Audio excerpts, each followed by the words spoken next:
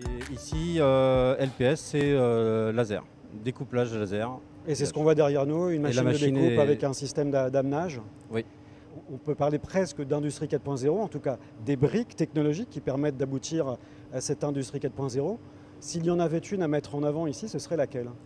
La première à mettre en avant ici, ça serait plutôt la production d'azote. L'intérêt de cette production d'azote, c'est pour la machine de découpe laser? C'est exclusivement pour la machine de découpage laser et l'avantage premier, c'est d'être en autonomie parfaite. On va aller voir ça tout de suite. On va faire le tour de la machine et puis on vous suit. Donc le gros de l'installation se trouve ici. Alors on a une brique que vous ne voyez pas là qui est le compresseur, qui est le départ de la source. Ce générateur donc récupère l'air comprimé, sépare les molécules de l'oxygène et de l'azote, stocke l'azote dans ce réservoir et ensuite c'est dans un booster pour compresser à 300 bars qui est donc stocké sur ici.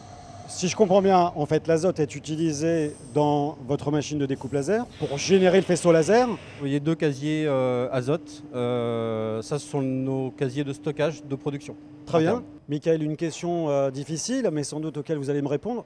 Est-ce que l'installation est plus économique que ce que vous aviez auparavant, c'est-à-dire d'acheter de l'azote régulièrement?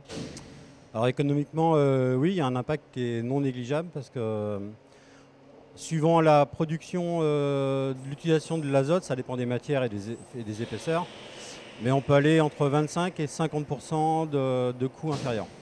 Ah, c'est important. Mais ça veut dire en fait que l'installation récupère l'azote qui se trouve dans l'air autour de nous. L'air est pour tout le monde, donc la source est inépuisable et ne coûte rien. Donc le coût d'installation, c'est le fonctionnement électrique et l'investissement. Donc écologique et aussi économique. Et en plus, vous êtes autonome.